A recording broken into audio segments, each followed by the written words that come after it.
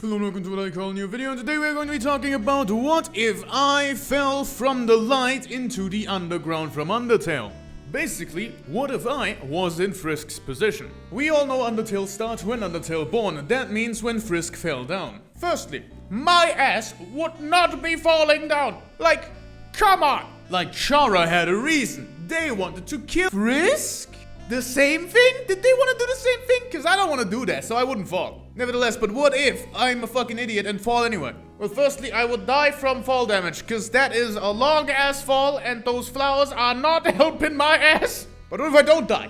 Well, I would probably try climbing out, you know? I would at least attempt something along those lines. Like, I would look up, be like, huh, I can't do shit here, and then I'd walk out. But like, Frisk don't even look up. Frisk just goes out of the goddamn room. Now, first, Flowey, I'd shit my fucking pants. Like, imagine this, you just fell down like 20 stories, you survive somehow, and then a flower starts talking to you. At that point, I think I'm dead. Either I'm tripping off of my balls, which would be weird because I've never done drugs in my life, or I'm fucking dead. The flower is talking to me. The fucking sunflower. But I think I'd see how it plays out. I'm a weird ass guy. And even if a flower starts talking to me, that doesn't mean I immediately stab myself to wake myself up. No, I see where this goes. But my ass would be dodging. Like, my ass would be dodging the friendliness pellets. I know how this works. You are a sunflower with a smile on your face doing the yay, I'm the Flowey, the flower. I don't trust you. I don't trust your dog ass. Years upon years of being in a cult have taught me to not trust any person I meet on the goddamn street. So, I dodge. Until now, everything will be the same. Now, Toriel, giant fucking goat, just shot the flower in the face. How do you deal with that? Not like Frisk, you don't just follow that goat. Like myself, personally, grown-ass man, 18 years of age. My ass just got saved by a giant fuck-off goat lady. I'd be like, man, thanks, but like, I'm real busy in that direction. And then after she leaves, I'd be like, oh shit, I need to go in that direction, because like, that's the only way to go. But like, she probably wouldn't leave. She would be like, my child, are you fucking stupid? You should come with. I'd be like, I'm fine though. Please leave me alone. That goat can shoot fireballs. I don't want to be at the receiving end of it. So after a little conversation, I feel like I would still follow. But like, I would need to be convinced a little bit. Because, you know, I don't want to be incinerated.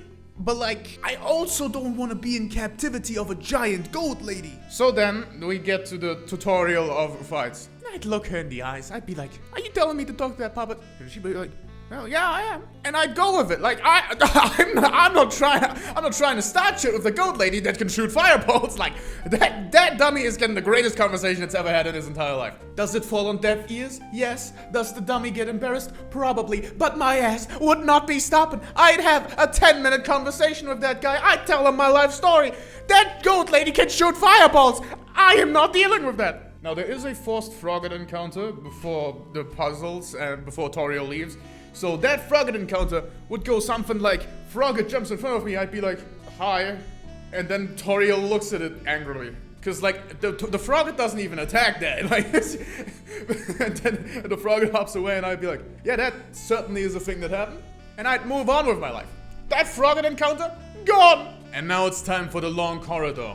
And I'd be like, I'd look at her and she'd say, my child, I'm sorry. I have to do this to you. And then she starts running, and I'd stand there looking at her go, and then I see her going behind the pillar. I just stand there in disbelief. Like, what is she doing? Like, looking at the camera view of how she's hidden, I should be able to see her from this moment I, stand. From the place I stand at the beginning of the room, I should be able to see her stand behind the pillar. So I just stand there going,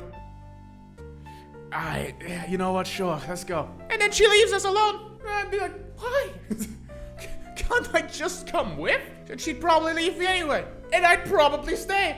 Like, my ass would be bored out of his mind. However, she has fireballs! Once more. I am not dealing with that. So, ultimately, I feel like, even though it's not actually in the game, she would come back. Like, maybe after 30 minutes, or an hour, or 2. She comes back, gets my ass to the home, and then that'd be fine. I don't have to do any more puzzles, I don't have to do any more nothing. Eventually, she'd come back and we'd be at old home. And he is like, this is unfortunate, you know? Remember, we haven't been in a single actual fight yet. And like, I get a room here.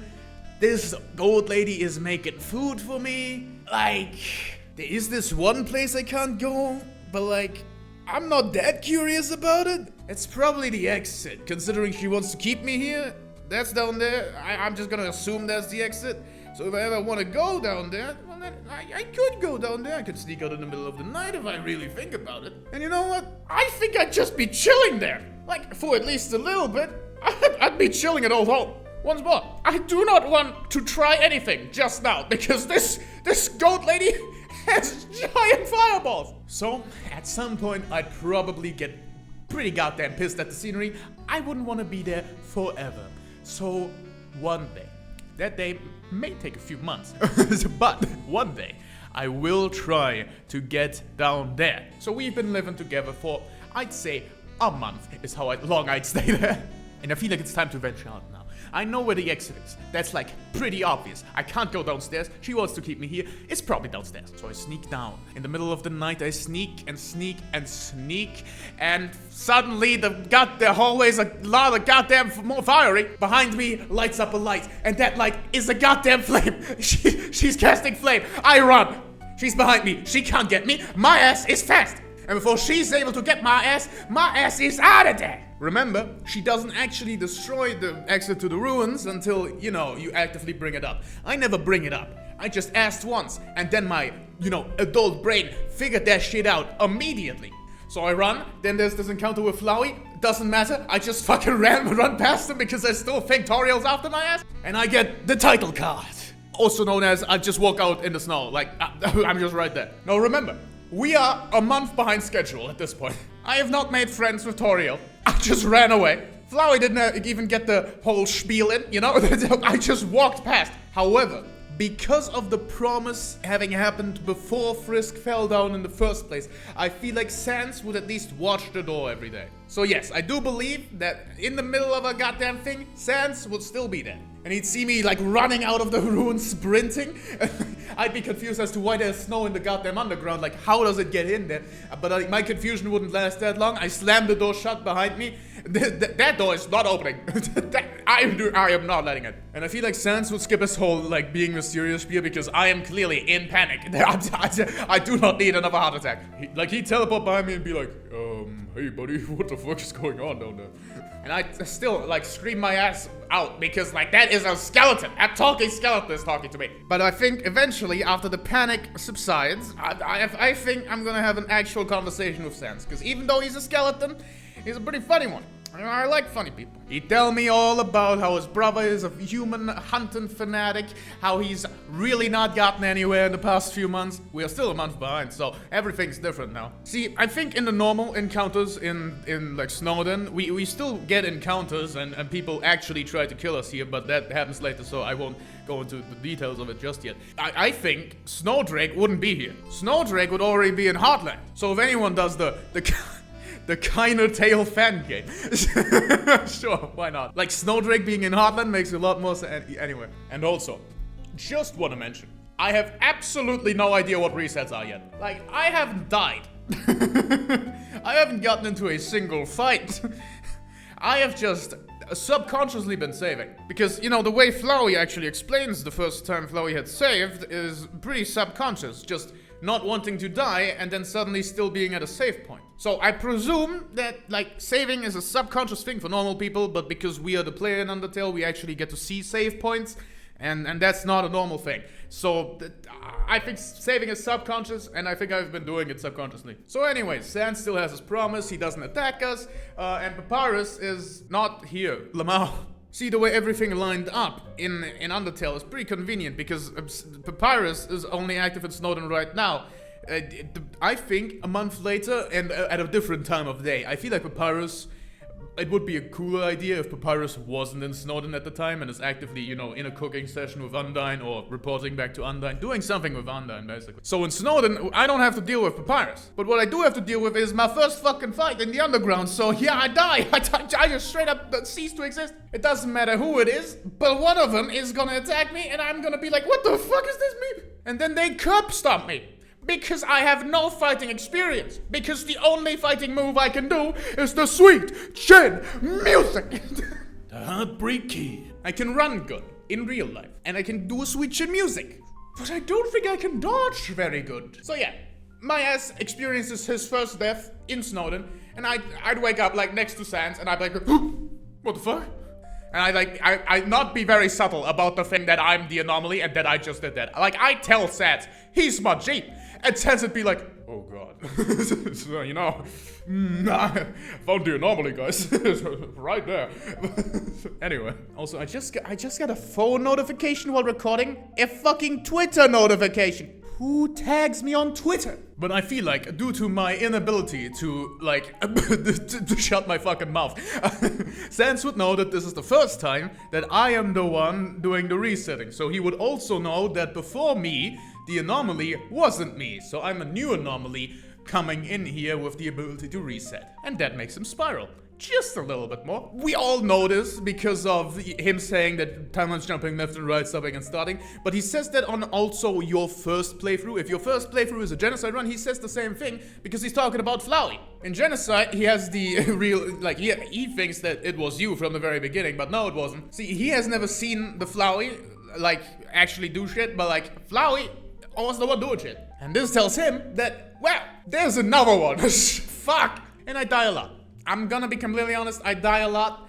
I don't think Sans would interfere, because if Sans interferes, that'll give him less information. Because I seem to be talking a lot to him. Like, I'm out here explaining how I think it works. Every time I die, I can get reset. And by the way, I wouldn't lose my humanity from dying. Like, I get how the pain of death is enough for some people to break their minds, but I feel like that pain is bad. Staying dead? That's pretty bad. You know, I literally just escaped my goddamn cult in the homeworld. And now, after escaping, I'm just gonna die in some hole? Absolutely goddamn not. Like, I'm determined to get out of here because this would be a waste of my life. Like, imagine, you spent 18 years in a cult, you're finally out of there, and you fall in a hole and die. That's the dumbest story of all time. Simply not fucking cool. So yeah, I wouldn't lose myself in the resets. I'd figure out how saving works, you know. I was subconsciously doing it, but now I'm consciously doing it. I'd figure it out, and then after everything I tell Sans, I do a save, so I don't have to tell him that again, and then I go back in. And at some point, I'm asking Sans, please, please, I suck at this. You gotta help me. I have died so many times. And Sans would probably give me a shortcut at this point, because remember, Sans doesn't want monsters to die, and presumably doesn't want me to die, because I don't seem to be killing him. I don't think he'd take everything I say at face value, but I feel like he would at least take a little bit at face value. Like, I could be doing a 5D chess move here, but I'm genuinely not. I'm just getting my ass beat. So even though I've experienced like 50 resets at this point, the actual time that has passed is like 5 minutes at most. So, because of all those resets, Papyrus is still with Undyne. And we are now in Snowden, and I'm like, this is freezing my ass off, I don't wanna be here. And I'd be like, hey Sans, thanks for the assist, but like,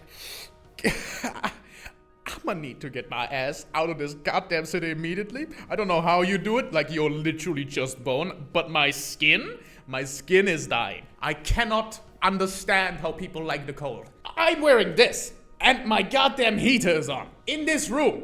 What's the temperature? Hold on. The temperature outside, 9 degrees. I'm wearing this and have a heater on. My ass cannot withstand the cold weather. So I probably go like, my ass needs to go to a hotel immediately, and it's right there, so I'm gonna go in there. And then I immediately come out because I do not have cash. Again, I've done nothing but fucking die for hours at this point. And I certainly didn't steal gold from Toriel because I'm not a bitch. Like, she gave me a room and food and everything else for like a month. So like, I'm not doing that. Unfortunately, at this point, Sam would be like, yo, I can't follow you anymore because, like, I gotta stay here and look after my brother, but you go ahead. And I'd venture out. I'd venture out into Waterfall. Of course, Sans here is lying. He just wants to look from a distance instead of being actively involved. So my ass would, have the greatest fight of all time with Aaron and die horribly, and I'd do that about 40 times until I finally get to spare him once. But now, I have spared a monster. I know how to end fights. I know, suddenly, how to actually dodge. With every reset, I get stronger, I get faster. I learn the goddamn enemy is about the time. And I walk, I spare, I do the best goddamn video game you've ever seen in your entire goddamn life. And I walk into Papyrus. Like, Papyrus is coming home from Undyne's house. And then I'm like, oh shit. Like, I imagine that Sans has shown me a picture of his little brother on like his phone or something. Or like he just has like, in his jacket, he has always like a picture of Papyrus and he showed it to people if the Papyrus isn't around. And like, I think I've seen it like that. And then Papyrus stands in front of me and I'm like, oh, shit.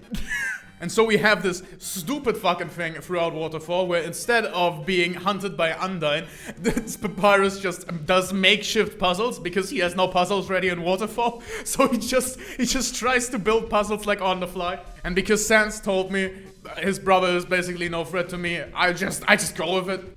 Like, if committing to the bit was a thing that I could do down there, I would do it. And that's something I can commit to. I'd do every single puzzle. Even if he just put down a crossword, I'd be crossing those words, bro.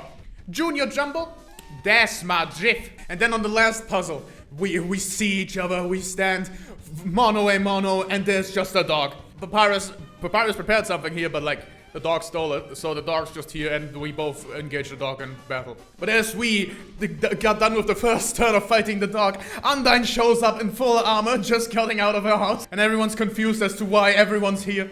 Undyne looks at me, I look at Undyne, Papyrus looks at me, Papyrus looks at Undyne, and everyone's like, and I start running. Again, I very much like the speed that I can run at. I can definitely run faster than a 10-year-old child. Get fucking annihilated, Frisk. I don't have the stamina to do it for a very long time, but I can run very good. So I think I get like to the sign. Like, I get to the sign where it says welcome to Hotland, and then Undyne, you know, catches up to me, which is unlucky. She gives me the spear. I immediately save. And we'd engage in combat. And she'd beat my ass 100 times. I'm gonna be honest, bro. Like, you can't dodge here. I am stuck in this position. That's how the fight works.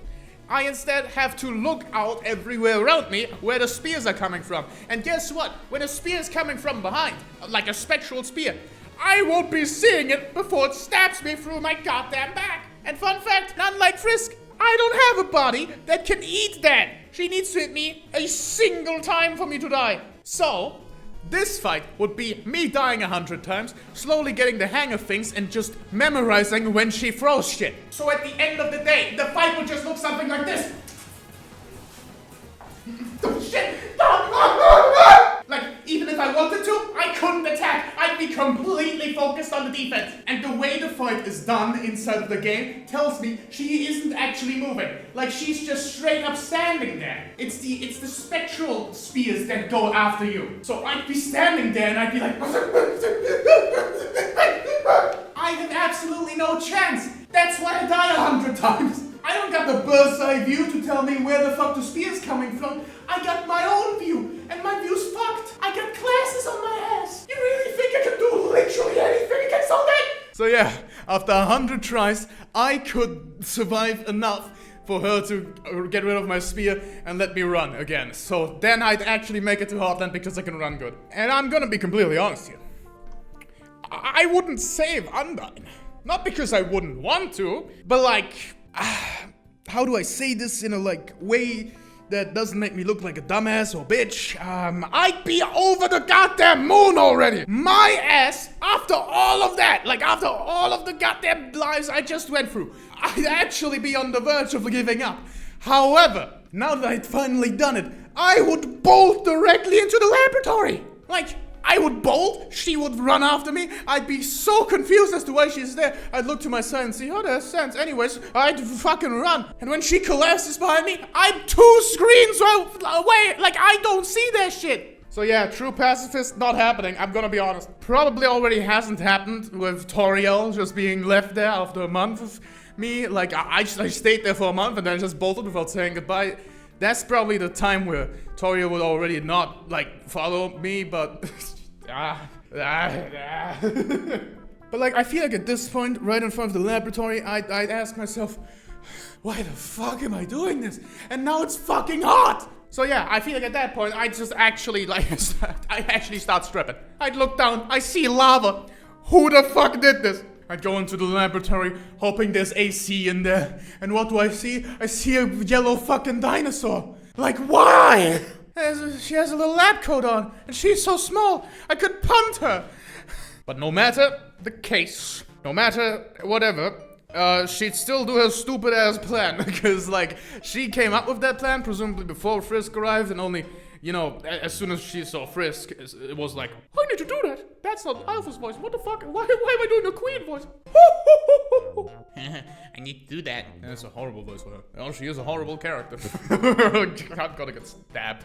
Another goddamn thing! A Reddit notification! A Reddit notification! Anyway, Alphys doesn't actually want to kill you so you don't die. But I still get like half the questions right because I'm like that. Anyway.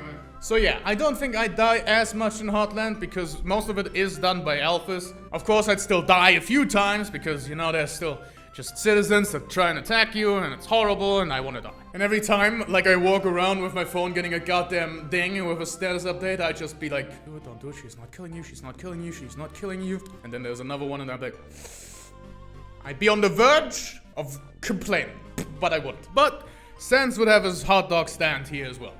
And I'd be like, hey, didn't you say you need to stay in Snowden and wait for your brother? What the fuck was that about? But I'd buy his hot dog. Like, support small businesses and all that. Like, I'd be confused as to why he's here and why he was saving me in Undyne's fight.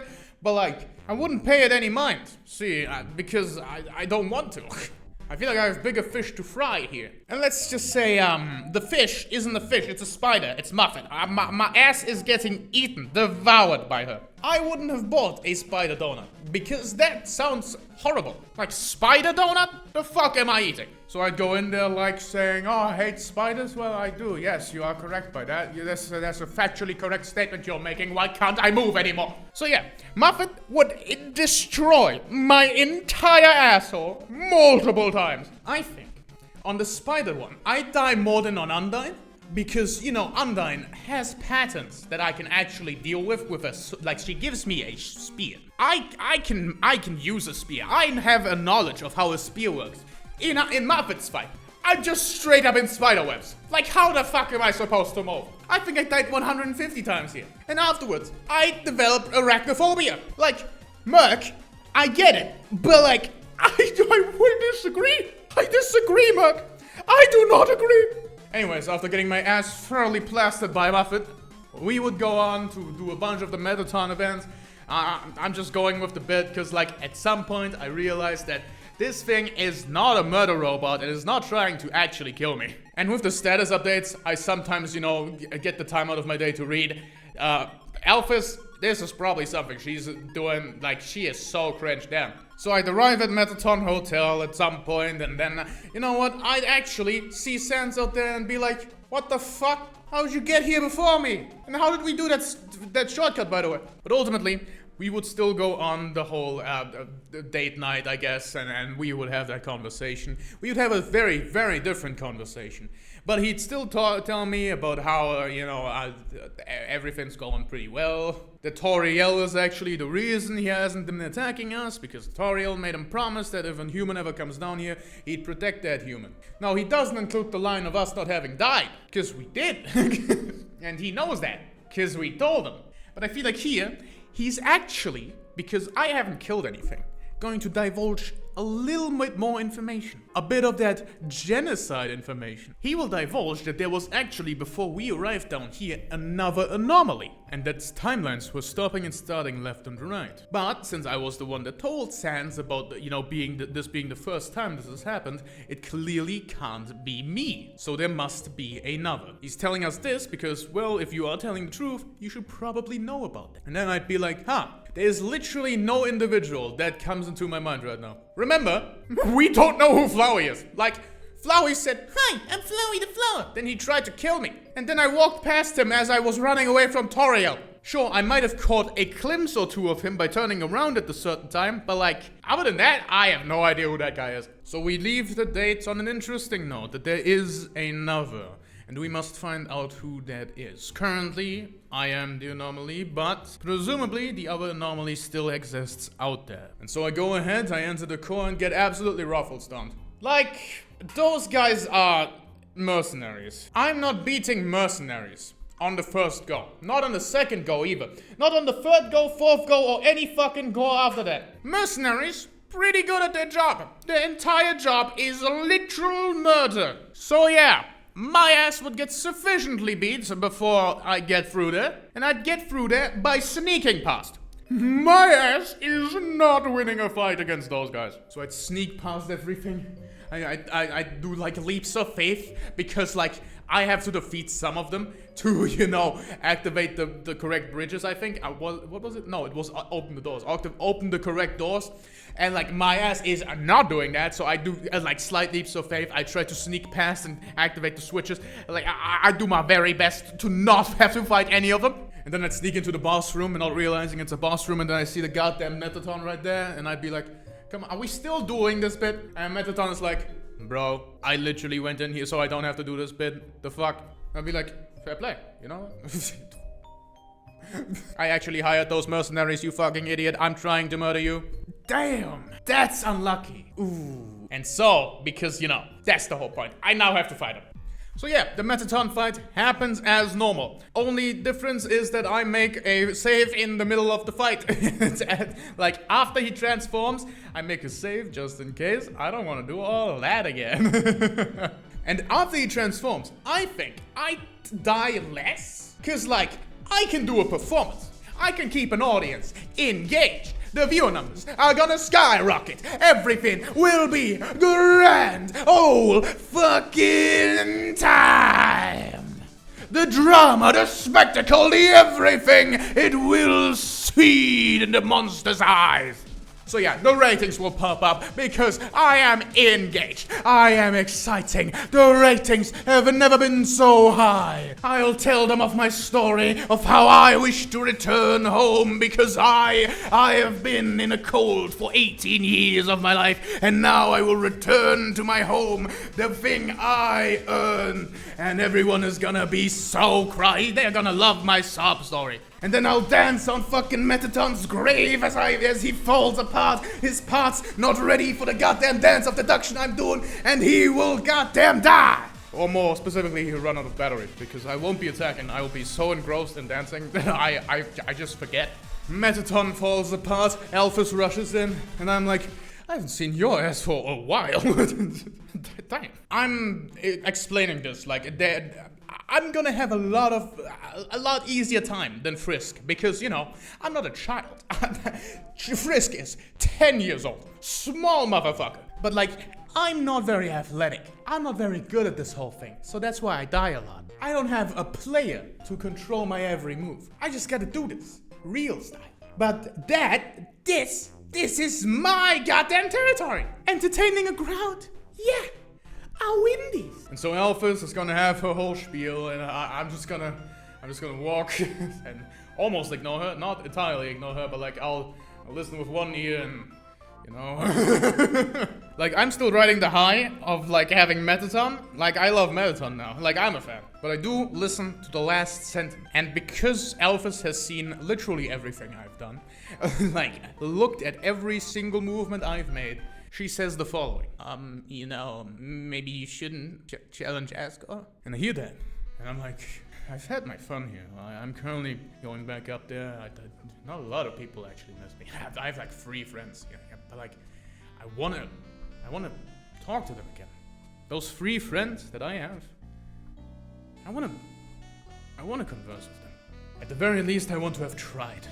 So I move forward. One step after another, slowly but surely, I make my way to new home. And I am confused as to why they rebuilt an entire fucking house in the next city. Like I've already been told. Like, I've read a few books down here, and I've already been told, we moved the capital from the ruins to here. But like, you moved an entire building. Like, did you just use the same blueprint? Like, I'm slightly confused on this. The monsters tell me about their plight, about their story, because again, I have not killed anyone, even though I tried with Muffet, but like, I could not move. I make my way, I see a new home. All of the monsters down there, all of the monsters in front of me telling their story. I make a right turn, and I'm in the judgment hall. And I see, bro, what the fuck? And then it kind of makes sense. Everything in my brain, at least.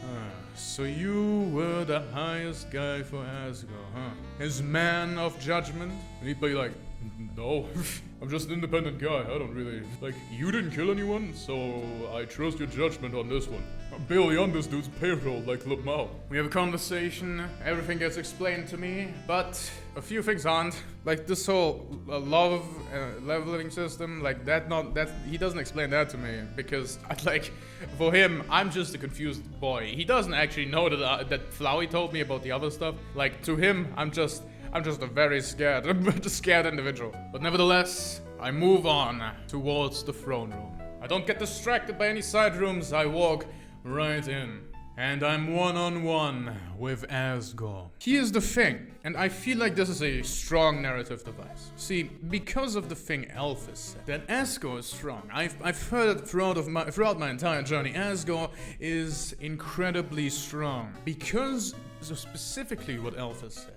The possibility of staying here, which got me to again say that I just want to have tried. I'm not in the mindset of I am going to win despite everything. I'm in the mindset of I will die trying. And there's a very big difference in those two mindsets, and I feel like in this battle specifically, mindset is what gives the victory. I'm not gonna beat him on the first try. That was never the point. The thing is, we are going to move into the barrier room. He's going to show me every single soul and one empty one. We'd engage in a fight, and I'd die. Again, and again, and again. But because now my mindset is not, I am going to win. My mindset is, I'm going to die trying. Slowly but surely, my will get beaten out of me. Asgore remains the strongest monster in the underground, even with his depression. FRISK, again, had a player behind them. I do not. I need to actually fight this dude. And I think, after a full-on day of me doing nothing but lose, for me it's a day, I would give up. My will would break. In my last moments, I would stand knowing that I did everything I could. And as his trident hits my chest for one final time, I am happy. Despite everything. Not determined to win anymore, not determined to live, but happy that I tried. No matter how unimportant my journey was in the grand scheme of things, I am fine with that. And so, if I fell from the sky and talked, or should I fight? I decided to fight until the bitter end. This was my Undertale. My fit goes absolutely hard. Cue the clown!